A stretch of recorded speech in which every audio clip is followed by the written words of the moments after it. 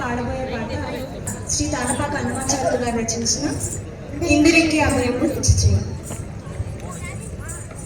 ఇందరికి అభయము చేయి కందువగు మంచి బంగారు చేయి ఇందరికి అభయము ఇచ్చు చేయి నలలేని వేదములు వెదకి తెచ్చిన చేయి వెనలేని వేదములు వెదకి తెచ్చిన చేయి చిలుకు గోపని కింద చేర్చు చేయి చిలుకు గుబ్బలి కింద చేర్చు చేయి వెనలేని వేదములు వెదకి తెచ్చిన చేయి చిలుకు గోపని కింద చేర్చు చేయి కలికి ఎగు భూకాంత కౌగిలించిన చేయి కలికి ఎగు భూకాంత కౌగిలించిన చేయి వెలడైన కొనగోళ్ళ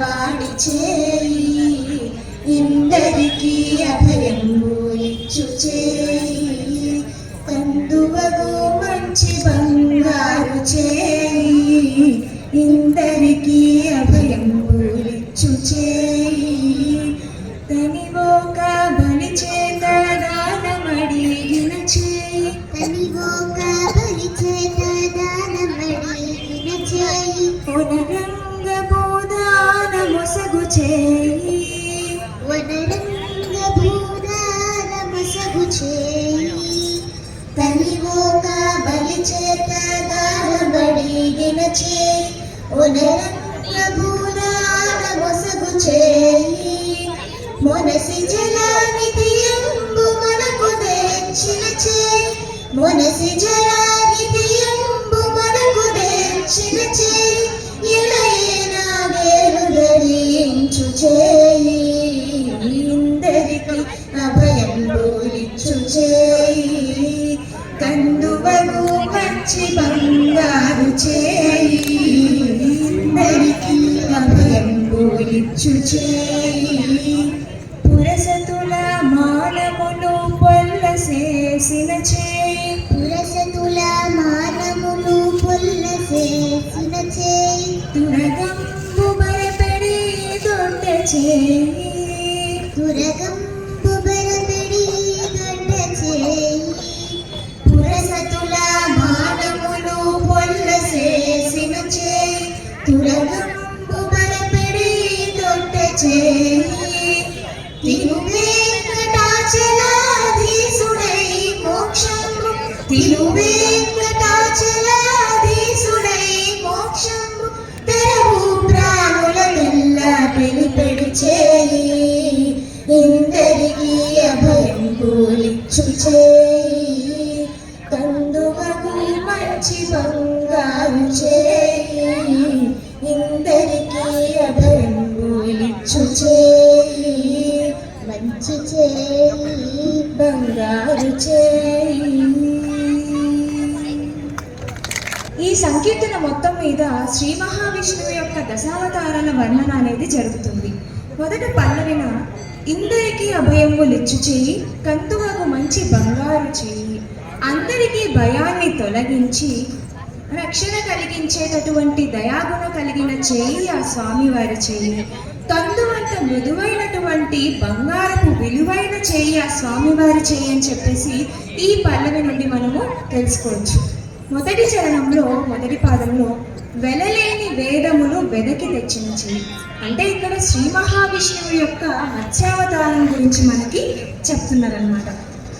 సోమకాసురుడు వేదాలను దొంగలించి సముద్ర గర్భంలోనికి ఎవరికీ తెలియకుండా దాక్కుంటాడు. అప్పుడు శ్రీ మహావిష్ణువు మత్స్యావతారాన్ని ఎత్తి ఆ వేదాలను వెతికి రక్షిస్తాడనమాట. అటువంటి గొప్ప చేయి ఆ స్వామివారి చేయి అని చెప్పేసి ఇక్కడ చెప్తున్నారు. మనం కూడా అజ్ఞానం అనే సముద్రంలో కూరుకుపోయినటువంటి నా జ్ఞానాన్ని కూడా పైకి తీసి ధరించు స్వామి అని చెప్పేసి ఇక్కడ చెప్తున్నారనమాట. రెండవ పాదంలో చిలుకు గుబ్బలి కింద చేర్చు చేయి ఇక్కడ శ్రీ మహావిష్ణువు యొక్క కూర్మావతారం గురించి చెప్తున్నారు. మనకి తెలిసిందే కదా, దేవతలు దానవులు కలిసి క్షీరసాగర మదనం చేస్తున్నప్పుడు అక్కడ మందర పర్వతం అనేది పెడతారు. ఆ మందర పర్వతం అనేది కింద పాతాళంలోకి దిగిపోతూ ఉంటుంది. అక్కడున్న వాళ్ళంతా శ్రీ మహావిష్ణువుని ప్రార్థించినప్పుడు లోకరక్షణ కోసం ఆ శ్రీ మహావిష్ణువు కూర్మావతారాన్ని ఎత్తి ఆ మందర పర్వతాన్ని తన వీపు మీద నిలిపి అక్కడ కుంగిపోకుండా చేస్తాడనమాట. అంటే పాతాళంలోకి దిగిపోకుండా కాపాడతాడు. కాబట్టి అటువంటి గొప్ప చేయి ఆ స్వామివారి చేయి అని చెప్పి చెప్తున్నాను. అలాగే మనం కూడా ఆ మనస్సు కూడా మందర పర్వతం లాంటిదే. ఎందుకంటే మనం ఎన్నో ఆందోళనకి సమస్యలకి గురి అవుతూ ఉంటాం. అప్పుడు మన మనస్సు కూడా కృంగిపోతూ ఉంటుంది. అలా కృంగిపోకుండా నా మనస్సుని కూడా దృఢపరచు స్వామి అని చెప్పేసి ఈ కూర్మావతార స్వామిని ఇలా కూడా మనం వేడుకోవచ్చు. తర్వాత 3వ పాదం గురించి మనం ఏం చెప్తామంటే కలిగి పరంలో హిరణ్యాక్షుడు హిరణ్యాక్షుడు ఈ భూమినంతటిని చాపలాగా చుట్టేసి సముద్రంలో దాచేస్తాడు. అప్పుడు శ్రీ మహావిష్ణువు వరాహావతారాన్ని ఎత్తి ఈ భూదేవిని తన దంతాలతో పైకి లేపి వేదాలను మరియు భూమిని కాపాడుతాడు. అలాగే గతి తప్పిపోతున్న భూమిని నీవు ఎలాగైతే రక్షించావో అలాగే గతి తప్పిపోతున్న నా మనస్సుని నా బుద్ధిని కూడా సక్రమ మార్గంలో చేసి మంచి మార్గంలో సద్గుణాలు కలిగిన వ్యక్తిగా తీర్చిదిద్దు స్వామి అని మనము ఈ వరాహావతార స్వామిని ఇలా మనం వేడుకోవచ్చు. 4వ పాదంలో మనకి నరసింహావతార స్వామి మూర్తిని దర్శనం జరుగుతుంది. ఇక్కడ ఈ స్వామివారు ప్రహ్లాదుని రక్షించడానికి ఈ అవతారాన్ని ఎత్తి హిరణ్యకశిపుణ్ణి వధిస్తాడు. ఇక్కడ హిరణ్యకశిపుడికి అంతా ఆందోళన చెందుతూ అనేక సంశయాలకు గురి అవుతూ ఉంటాడు. అసలు విష్ణు ఉన్నాడా లేడా, ఎక్కడున్నాడా అక్కడున్నాడా అని చెప్పేసి ఇలా సంశయాలకి గురి అవుతూ ఉంటాడు. అలాగే మనం కూడా ఎన్నో సమస్యలకి ఆందోళనకి గురి అవుతూ ఉంటాం. అసలు ఇది జరుగుతుందా జరగదా ఉందా లేదా అనేది ఇలా సంశయాలకి గురి అయినప్పుడు ఇలాంటి సంశయాలని పోగొట్టి నా మనస్సుని నన్ను నిర్మలంగా చేయి స్వామి అని చెప్పేసి ఇక్కడ మనం నరసింహస్వామిని ఇలా మనం వేడుకోవచ్చు. ఇప్పుడు 2వ చరణంలోకి వస్తే మొదటి పాదం కలిపోగా బలచేత దానమడిగిన చేయి. ఇక్కడ విష్ణుమూర్తి యొక్క వామనావతారం గురించి మనకి తెలియజేస్తున్నారు. మనకి ఇంతకు ముందు చరణంలో మనం 4 అవతారాలు తెలుసుకున్నాం కదా. మత్స్యావతారం, కూర్మావతారం, వరాహావతారం, నరసింహావతారం. అయితే విష్ణుమూర్తి మరుగుజ్జు రూపంలో 3 అడుగుల నేలను బలిచక్రవర్తిని దానమడిగి 2 అడుగులతో అండపిండ బ్రహ్మాండాలను ఆక్రమించి మరొక అడుగును బలిచక్రవర్తి యొక్క శిరస్సుపై మోపి అతన్ని పాతాళానికి పంపిస్తారు. అలాగే ఆ విష్ణు అవతారమే ఆ వామనావతారం. ఆ వామనావతార స్వామి యొక్క గొప్ప చేయి అని మనకి ఈ పాదంలో వివరిస్తున్నారు. ఆ వామనావతార స్వామిని మనం ఏమని వేడుకోవచ్చంటే నాది నేను అనే అహంకారాన్ని పోగొట్టు స్వామి అని మనం ఇలా వేడుకోవచ్చు. 2వ పాదంలో విష్ణుమూర్తి యొక్క పరశురామ అవతారం గురించి మనకి వివరిస్తున్నారు. బ్రాహ్మణ ద్రోహులైన రాజులని 21 సార్లు వధించి వారి భూములన్నింటినీ కూడా కశ్యప ప్రజాపతికి దానమిస్తారు ఈ అవతారంలో. అటువంటి అవతారానికి సంబంధించిన చేయి అని మనకి ఇందులో వివరించడం జరిగింది.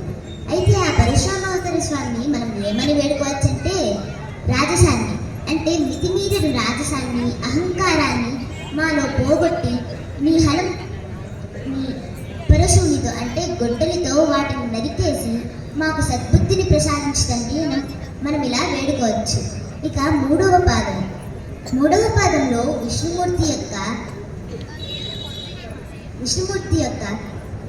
బలరామ అవతారం గురించి మనకి వివరించడం జరిగింది. అయితే బలరామ అవతారంలో బలరాముడు నాగలి పట్టుకుంటాడు కదా.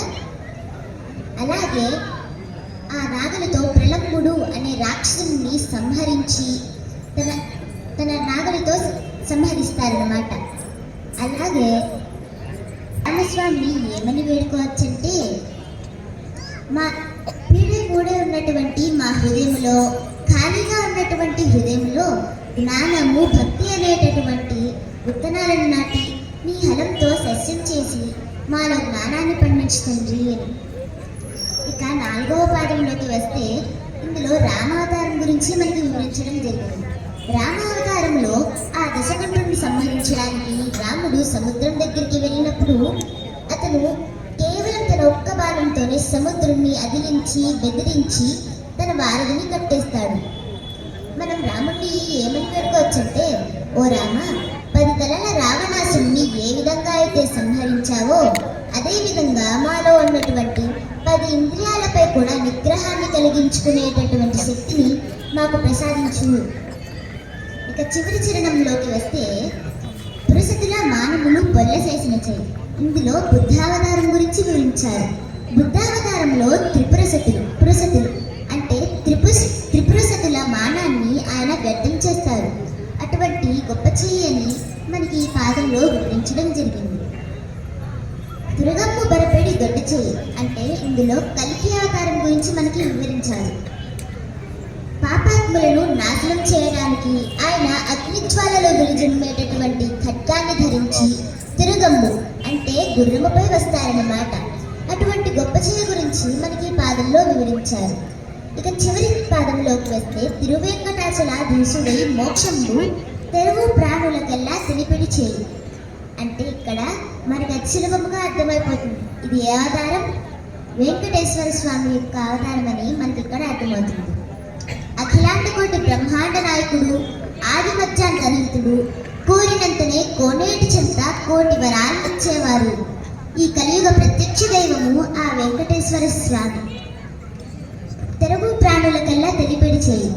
ప్రాణులందరికీ కూడా తానే శరణమన్న వారందరికీ తెరువు, మోక్షానికి దారి చూపుతారన్నమాట వెంకటేశ్వర స్వామి. అటువంటి గొప్ప చెయ్యి అని మనకి ఈ పాదంలో వివరించడం జరిగింది. ధన్యవాదాలు.